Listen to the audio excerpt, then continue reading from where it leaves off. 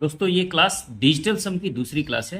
एक class already upload हो चुका है जो आपके स्क्रीन पे दिख रहा होगा, उसको आप जाके देख लीजिए।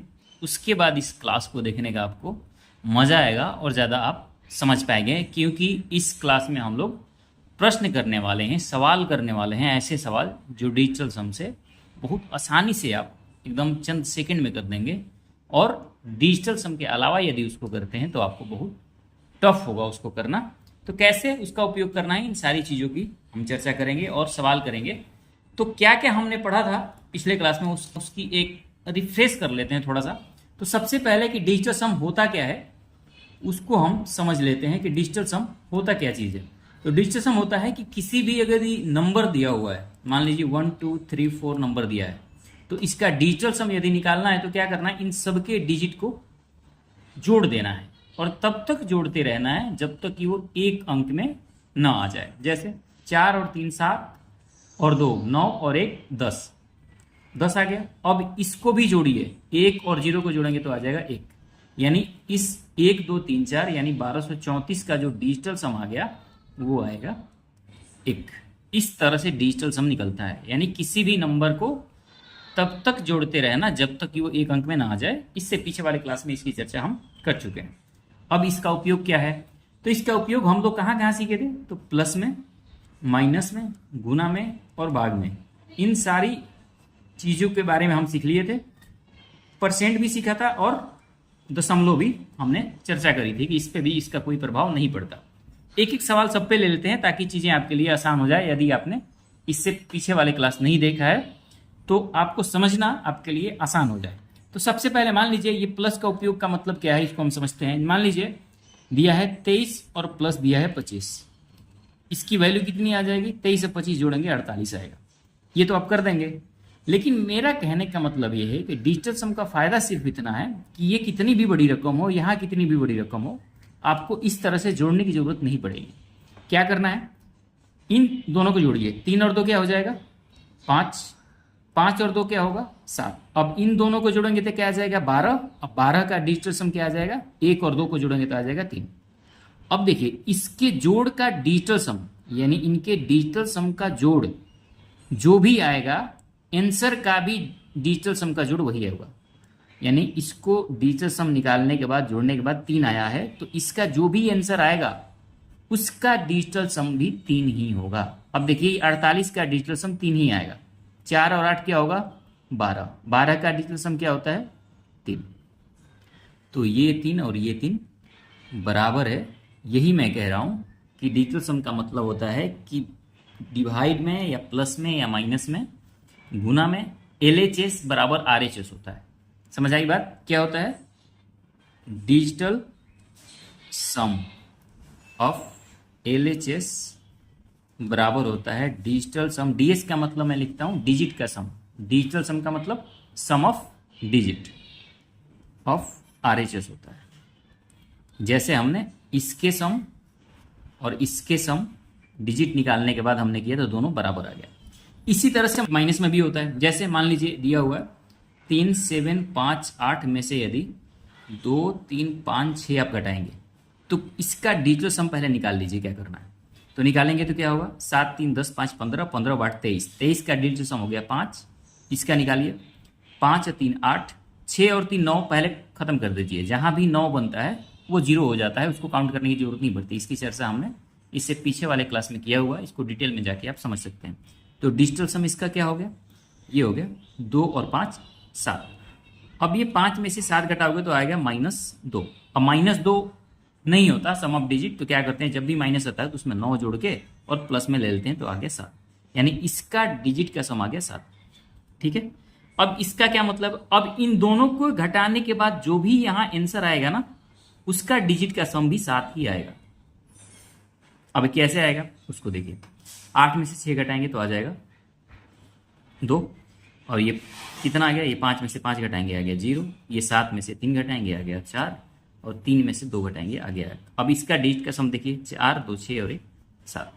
इसका मतलब है कि इसके डिजिट का सम देख के और जो भी ऑप्शन में जिसका डिजिट का सम 7 आता उसको आसानी से आप टिक कर देते। ठीक है, इस तरह से गुना में भी भाग में भी प्लस में भी माइनस में भी। सीधा मैं सवाल पे चलता हूं। अगर आप सवाल को समझ लेंगे तो समझ जाइए कि सारे कॉन्सेप्ट भी आपके क्लियर हो जाएंगे। तो एक बार सवाल के ऊपर हम चलते हैं और सारी चीज़ों को एक एक करके हम धीरे धीरे आगे बढ़ेंगे, सीरीज वाइज, प्लस माइनस गुना भाग, और आपके लिए चीज़ें धीरे धीरे आसान होती चली जाएगी और इसका उपयोग कैसे करना है ये भी आप समझ जाएंगे। क्लियर हो गया? तो चलिए शुरू करते हैं। पहला सवाल मैं यहाँ पहला क्वेश्चन लिखता हूँ।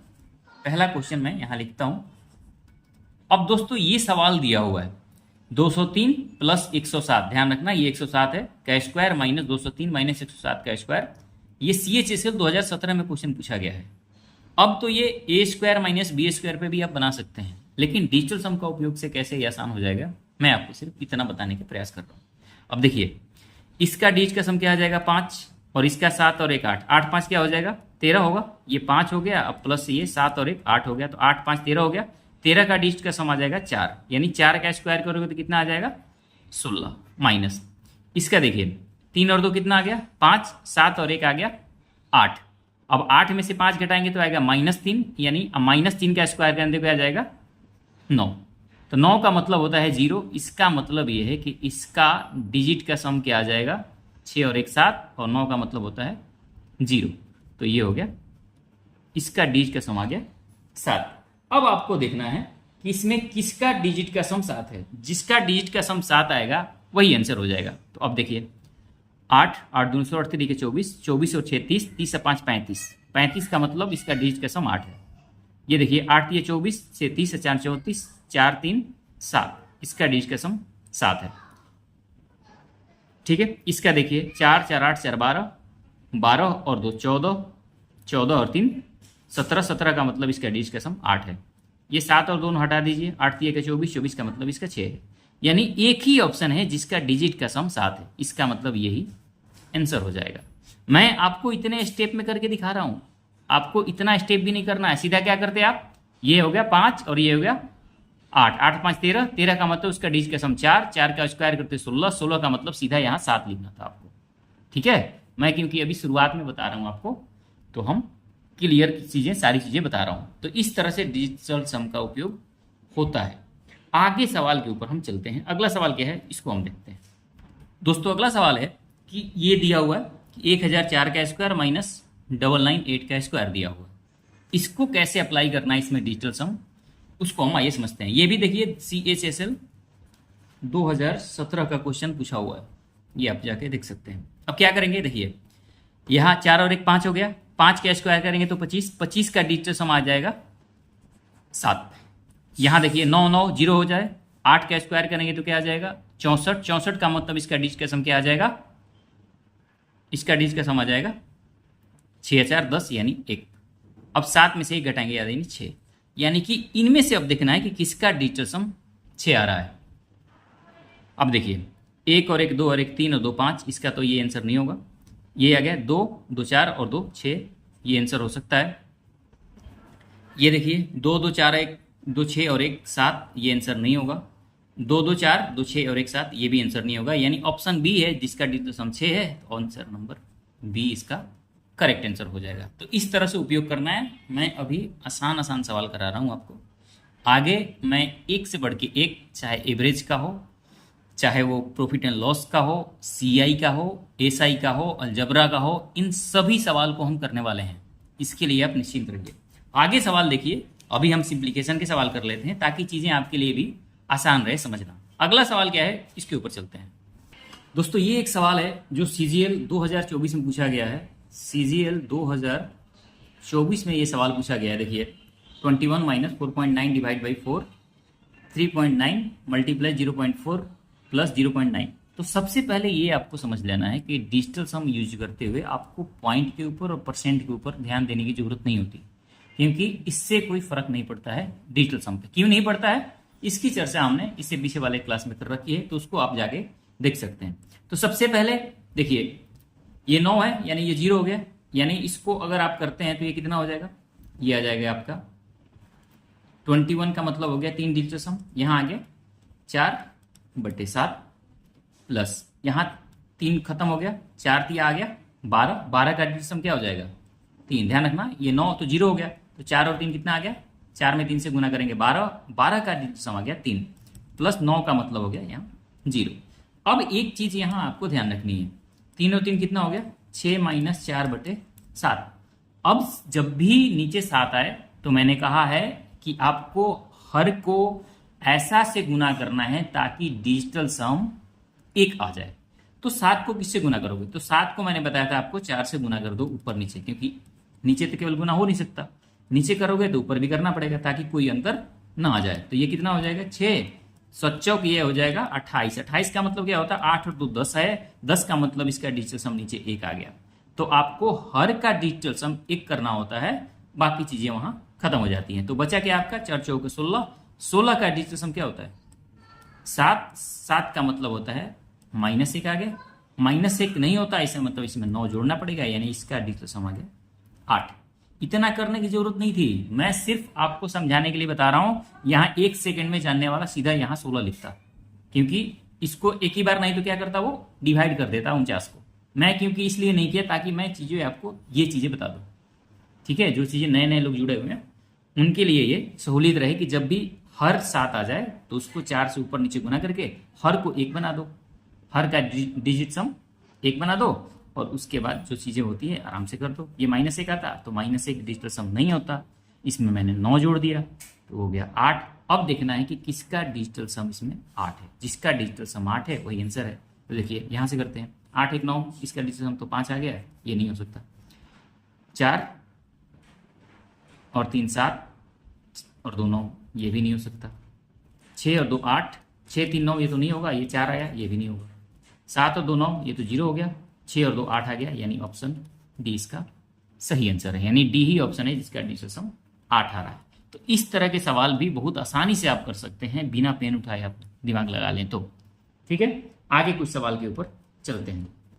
दोस्तों ये एक परसेंटेज का सवाल है, 53% of 120 plus 25% of 862 is equal to x% of 500। अब यहाँ x की वैल्यू आपको बतानी है कि x की वैल्यू क्या है, ये आपको यहाँ दर्शानी है। तो मैंने कहा कि परसेंट से आपको कोई मतलब नहीं है, सीधा डिजिटल सम निकालिए। तो 5 3 8 हो गया, 8 यहाँ इसका 3 हो गया, तो 8 ये 24 हो गया। 24 का डिजिटल सम क्या आ जाएगा, 24 का डिजिटल सम आ जाएगा 6, प्लस यहाँ देखिए ये हो गया 7, और ये 8 और 2 10, 10 और 6 16, 16 का डिजिटल सम क्या आ जाएगा 7। तो 7 7 क्या हो जाएगा यहाँ 49, 8 2 10 और 6 16 आया, 16 का डिजिटल सम 7, यहाँ भी 7 यहाँ भी 7, 7 में 7 से गुना करेंगे 49, 49 का डिजिटल सम आ जाएगा 4। यहाँ क्या आ गया x गुना यहाँ आ गया 5, तो 6 4 क्या आ गया 10, 10 यहाँ 5 से भाग करोगे, यहाँ आ गया x बराबर आ गया 5 गुना 2। यानी आपको ये देखना है कि इसमें से किसका डिजिटल सम 2 है, जिसका डिजिटल सम 2 आ जाएगा वही आंसर हो जाएगा। तो देखिए 9 तो ये 0 हो जाता है, मैंने आपको ये बता रखा है कि 9 हो जाता है 0, तो ये आ गया 7, ये आंसर नहीं है। 5 5 10, 10 8 18, 18 और 2 20, 20 का डिजिटल सम 2 होता है, ये आंसर हो सकता है। 6 और 3 9, 8 6 14, ये तो 0 हो गया। 8 6 14, 14 का यानी 5 हो गया, ये भी नहीं होगा आंसर। 9 खत्म हो गया, 8 8 16, 16 3 19, इसका डिजिटल सम 1 आएगा, इसका मतलब ये भी आंसर नहीं हो सकता, यानी ऑप्शन बी इसका सही आंसर है। तो इस तरह से बहुत आसान तरीके से आप सवाल को कर सकते हैं। क्लियर हो गया? अब आइए चलते हैं कुछ और प्रश्न के ऊपर जो जानना बेहद जरूरी है। अब दोस्तों ये एक सवाल है जो कई बार पूछा गया एग्जाम में, और इसको यदि आप करने जाएं तो आपके लिए बड़ा परेशानी का सबक हो सकता है यदि आप जनरली इसको इस तरह से करने जाएं। अब देखिए इस सवाल को क्या दिया है, सवाल 1/0.4 प्लस 1/0.04 प्लस 1/0.004, इस तरह से आगे बढ़ते हुए 8 पद तक ये नंबर दिया हुआ है और इसका सम निकालना है आपको। तो अब मैंने कहा कि पॉइंट से आपको कोई मतलब नहीं है, यानी आपके पास जो सवाल है वो ये है कि 1/4 plus 1/4 plus 1/4 dot dot dot, इस तरह से आपको 8 टर्म तक बढ़ रहा है ये सवाल। ठीक है, तो आपको क्या करना है, मैंने कहा कि एक टर्म को नीचे 4 दिया हुआ है तो उसको पहले डिजिटल सम 1 बना लो। तो इसको 1 बनाने के लिए, 4 को 1 बनाने के लिए 7 से गुना करोगे, तो इसमें 7 से गुना करोगे तो ऊपर भी 7 से गुना होगा, यानी ये जो एक टर्म है अब 7 × 28, नीचे तो डिजिटल सम आ गया 1, तो 1 की कोई वैल्यू नहीं है, ऊपर आ गया मतलब 7। अब एक टर्म की वैल्यू 7 है तो सारे 7 7 होंगे। अब 8 टर्म है तो 7 में 8 से गुणा कर दो, तो 8 7 आ गया 56, 56 का डिजिटल सम क्या होता है 6 5 11, यानी 2। अब इसमें से जिसका भी डिजिटल सम 2 आएगा वही आंसर है। अब देखिए 7 और 2 9 खत्म हो गया, 7 2 9 0 हो गया, 7 2 9 0 हो गया, 2 7 9 0 हो गया, यानी इसका तो 5 आ गया, यानी ये आंसर नहीं है। ये क्या हो गया, 2 5 7, 7 और 2 9, ये खत्म हो गया, 0 हो गया। 5 और 2 7 और 2 9, ये भी खत्म हो गया। बचा क्या है, 5 5 10 5 15, 15 का डिजिट सम क्या आ जाता है, 15 का डिजिट सम आ जाता है 6, यानी ये भी आंसर नहीं होगा। ये देखिए 7 और 2 9 खत्म हो गया, 7 7 दूनी 14, 7 21, 7 चौक 28, 7 5 35, 7 6 42, 42 से 5 होता है 47, 7 4 11 हो गया, 11 का डिजिट सम आता है 2, यानी ये आंसर हो सकता है। यहाँ देखिए 5 5 10 5 15 5 20 5 25 5 30 5 35 से 5 40, 40 का डिजिट सम होता है 4, यानी ये ऑप्शन नहीं हो सकता, यानी सी इसका सही आंसर है। ये सवाल कई बार पूछा गया है, और देखिए इस तरह के सवाल को आपके लिए करना कितना आसान हो जाएगा। मैं तो आपके लिए ये कर रहा हूं ना, ये करने की जरूरत नहीं है। आपको सीधा अगर आता तो आप क्या करते, 4 को सीधा 7 से गुना करते तो ये समझ लेते कि ये एक टर्म 7 है, 8 बार है 56, 56 का डिजिट सम 2, इसमें से 2 सीधे देख लेते आंसर आ जाता। क्योंकि मैं बता रहा हूं आपको, इसलिए मुझे ये सारी चीजें करनी पड़ रही है। ठीक है, आपको यदि समझ आ रहा हो तो कमेंट्स जरूर कीजिएगा कि हाँ जी समझ आ रहा है। ये सवाल है, एक सवाल और इस तरह का कर लेते हैं ताकि चीजें आपके लिए और आसान रहे। अब दोस्तों ये एक सवाल दिया हुआ है, 1 into 1/2 plus 11 into 1/2 plus 111 into 1/2 plus 1111 into 1/2। इस सवाल को कैसे करना है अभी आपको समझना है, और इसमें डिजिटल सम कैसे कमाल करता है मैं आपको बताता हूं। तो सबसे पहले इस टर्म को समझिए कि इसका क्या मतलब है। इसका क्या मतलब है, 1 इंटू 1/2 है। 1/2 का मतलब इसको क्या लिख सकते हो, इसको लिख सकते हो 1 प्लस 1/2 लिख सकता हूं मैं।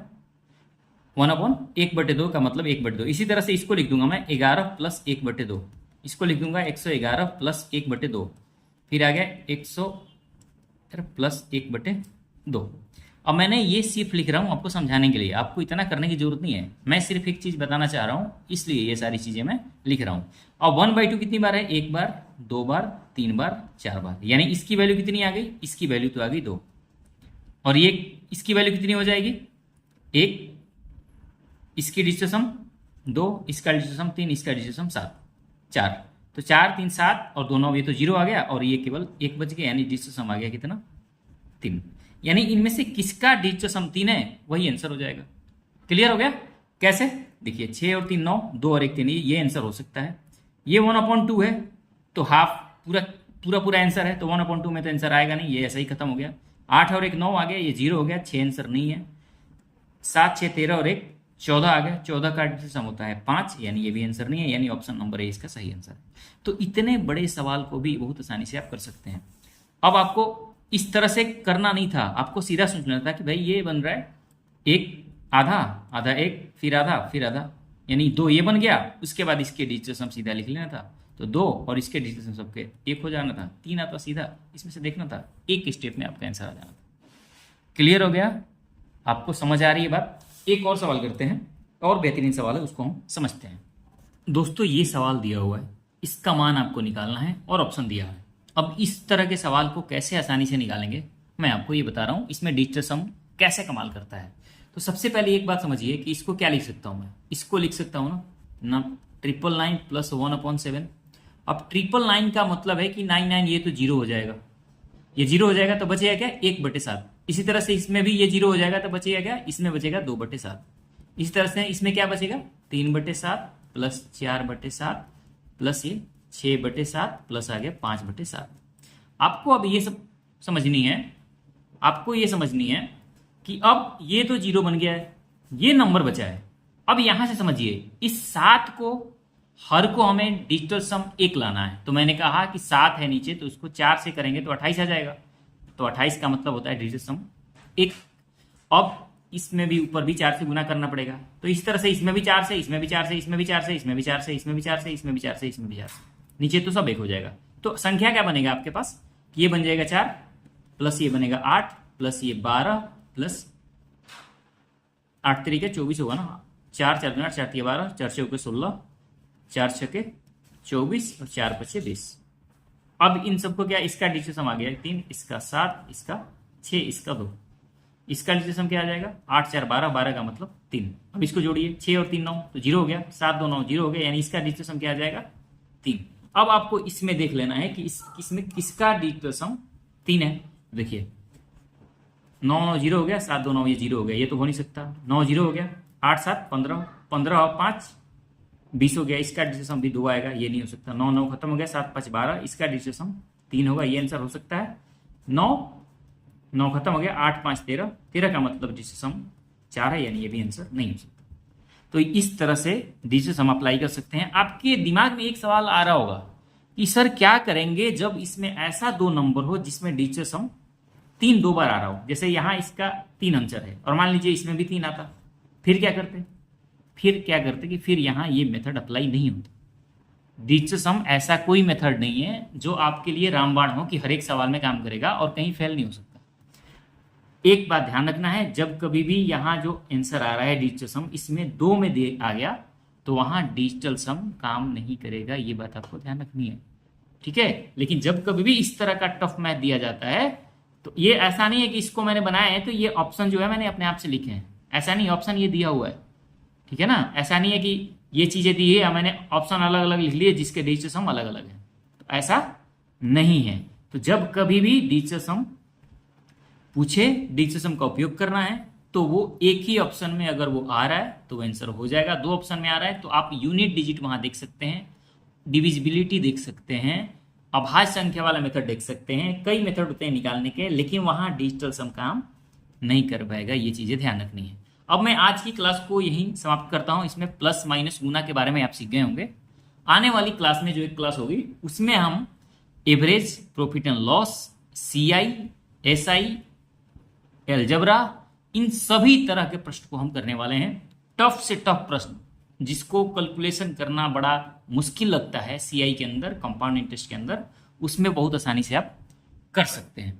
क्लियर हो गया? तो देखने के लिए आपका बहुत बहुत धन्यवाद। मिलते हैं अगले वीडियो में, तब तक के लिए नमस्कार, जय हिंद।